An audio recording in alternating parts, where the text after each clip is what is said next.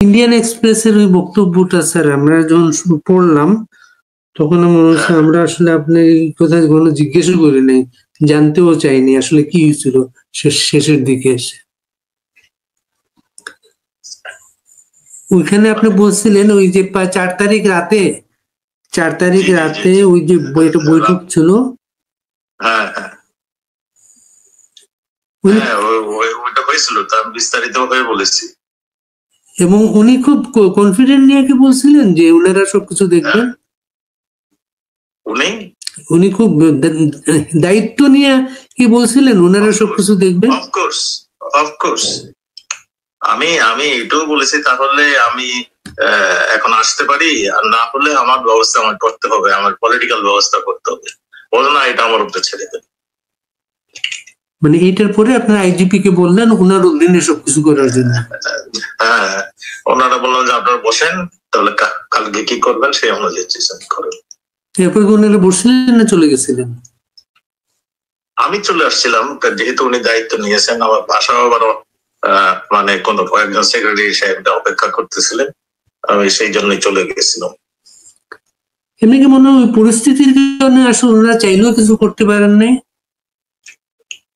দেখুন, একজন জেনারেল যদি একটা হুঙ্কার দিত যে উনি পদত্যাগ করছেন, সবকিছু মেনে নিয়েছেন, এখন তোমরা যার যার ঘরে যাও, না হলে আমরা অ্যাকশনে যাবো, এইটা যদি বলতেন এবং বলতেন যে আমরা মানে পুলিশ এবং আমরা মিলে যৌথ ভাবে মিলে এটার অ্যাকশনে যাবো, তোমরা ঘরে ফিরে যাও, একটা যদি হুঙ্কার দিত। আমরা তো আগেও দেখছি, জিয়াউর রহমান সাহেবকে দেখছি, এরশাদ সাহেবকে দেখছি, তারা হুঙ্কার দিয়েছে আর সব ব্যবস্থা হয়ে গেছে, কেউ বের হয়নি। জিয়াউর রহমান তো আপনার মনে আছে কয় বছর কারফিউ দিয়ে রেখেছিল রাত্রে? হ্যাঁ, অনেক বছর। হ্যাঁ, কাজেই উপায় ছিল। আর্মি জেনারেল যদি ডাটের থাকতো তাহলে এটা অবশ্যই ট্যাকল দিতে পারতো। এটা হলো আমার বক্তব্য।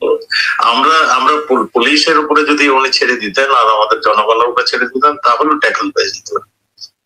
আমাকে একজন পুলিশ অফিসার বলছেন যেরকম পুলিশ হেডকোয়ার্টারের যে স্ক্রিনে আর কি সারা ঢাকা শহরের বিভিন্ন অ্যাঙ্গেলের ক্যামেরা গুলো আছে, ওই ক্যামেরায় তারা দেখতেছিলেন বিভিন্ন জায়গা থেকে পথ ছেড়ে দেওয়া হচ্ছে এবং ওদেরকে ভিতর ঢুকতে দেওয়া হচ্ছে। শুধু ঢুকতে দেওয়া হয়েছে না, উত্তরায় তারা ফুলও ছিটিয়েছে। এবং আসলে গণভবনে যখন ঢুকতে দিল, তাদেরকে পথ ছেড়ে দিল, ওই ছবিটা লাইভ দেখে মনে হয় সারা ঢাকায়, সারা দেশে আক্রমণটা শুরু হয়ে গেল। সেটা হ্যাঁ, ওইটা যখন উত্তরা ছেড়ে দিল এবং তাদের ফুল ছিটালো, এই ভিডিওটা চলে গেছে সমস্ত ঢাকায়। তখন ওই যাত্রাবাড়ি ওইখান থেকে মানে ছেড়ে দেওয়া হলো, শাহবাগে ইউনিভার্সিটি থেকে চলে আসলো, মোহাম্মদপুরে আগে থেকে একটু ওই যে ইসেরা মাদ্রাসার শিক্ষকরা ছাত্ররা এখানে জড়ো হয়েছিল, তারাও চলে আসে সব। একটা সেনাবাহিনী প্রধান যদি গণভবন রক্ষা করতে পারে না, এটা কি আপনার বিশ্বাস করেন? অবশ্যই এইটাই হলো কথা। যাই হোক, আর কি শুনতে সমস্ত দুর্ভাগ্য গত বছরের 23 জুন ওনাকে সেনাবাহিনী প্রধান নিয়োগ দেওয়া হয়েছিল, 23 জুন। এবং 24 জুন আদালতে সিদ্ধান্তটা আসছিল 24 জুন। আজকে আবার 23 জুন আরেকটা 23 জুন গেল।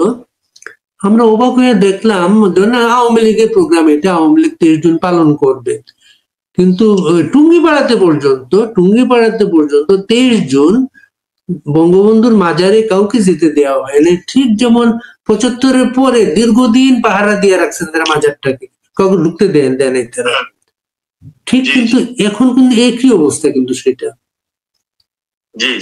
সেটাই একই রকম। আরেকটা এখন নির্বাচন করতে চাচ্ছেন, আমাদেরকে বাইরে রেখে আমাদের নামে মামলা দিয়ে যাতে আমরা না ঢুকি, সেই জন্য সেইভাবেই তারা ব্যবস্থা নিচ্ছে।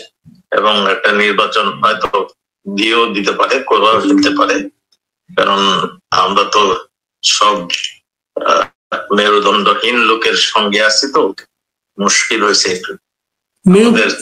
মেরুদণ্ডহীন মানে কি বলতে, মেরুদণ্ডহীনটা কি? আমাদের সেনাপতির কথা বলছি। আচ্ছা আচ্ছা আচ্ছা। এবং উল্টো কালকে একটা ভাইরাল হচ্ছে, একটা সেনাবাহিনীর অফিসার বলতেছেন কোন জায়গায় কোন শিক্ষক আওয়ামী লীগ করতো, গোয়েন্দা তথ্য পাইয়া তারা তাকে ধরছেন গিয়া, আর এমন যাতে কেউ করতে না পারে। এবং শিক্ষকেরা রাজনীতি করেন ঢাকা ইউনিভার্সিটিতে, লাল দল সাদা দল আছে, শিক্ষকদের রাজনীতি নিষিদ্ধ না, সেটা আর্মিদের বোঝাবে কে? এবং দুর্ভাগ্য হচ্ছে এখন তো দেশে তো সামরিক শাসন তো নাই। এটা আপনার আর্মি চিফের একটা ইন্টারভিউ চান, দেখেন কি বলে। আর একটা ব্যাপার হচ্ছে, এখন কি আপনাদের মনে হয় যে আপনাদের জন্য রাজনৈতিক কর্ম, আপনার একটা রাজনৈতিক দল, আপনার আমাদের আমি দিওয়ালে আমি একটা ইন্টারভিউ দিয়েছি যে আমাদের দেওয়ালের দিক থেকে গিয়েছে, কাজেই আমরা এখন নিজেকে বাঁচতে হলে আমাদের যেটা করতে হবে, যেটা বঙ্গবন্ধু ডাক দিয়েছিলেন, যা কিছু আছে নিয়ে ঝাঁপায় পড়ো, আমরা তাই ছাড়া আর আমাদের কোনো উপায় নেই। আমরা হয়তো সেই দিকে আস্তে আস্তে যাব। এটার জন্য মনে করেন আপনাদের কোনো মেসেজ নাই, কারো কাছে কোনো মেসেজ নাই।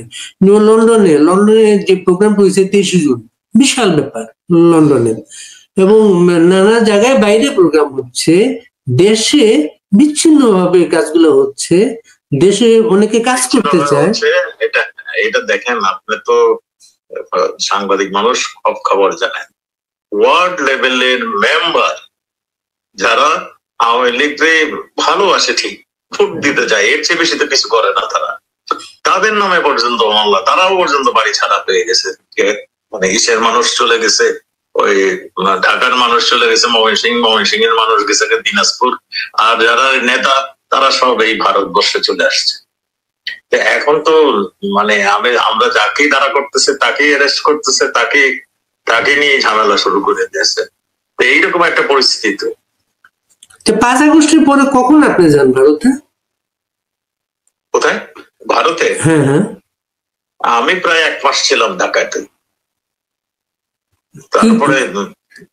তারপরে বাধ্য হয়ে দেখলাম আমাকে খুঁজতে একবারই তছনছ করে ফেলছে, আর একবারে মানে এইখানে সেখানে যাচ্ছে, তখন আমি চলে আসছি। মানে এরপরে একটা ছবি পাওয়া গেছিল, অনলাইনে আসছিল, এটা পার্কে বসা, কলকাতার একটা পার্কে বসা আপনি। হ্যাঁ, ওইটা তো সেপ্টেম্বর মাসে, সেপ্টেম্বর কি অক্টোবরে। আপনি সেপ্টেম্বরের আগে গেছেন তাই তো? না, আমি 9 সেপ্টেম্বর গেছি। আচ্ছা আচ্ছা। পার্কে আসছিলাম, ওইখানে আমাদের কয়েকজন নেতা ওখানে দাঁড়িয়েছিল, অসীম কুমার উকিল, তার স্ত্রী, এরা দাঁড়িয়েছিল। আমাকে আমি গাড়িতে যাচ্ছিলাম, তখন আমাদের ডাক দিল, তাই পার্কের ভিতরে ঢুকেছিলাম। আর মনে করেন আপনারা আসলে এই যে মনে করেন আপনাদের ছাড়া ইলেকশন করার চেষ্টা চলতেছে, শেখ হাসিনার বিরুদ্ধে মামলায় তারা উকিল নিয়োগ দিচ্ছে, তারা একজন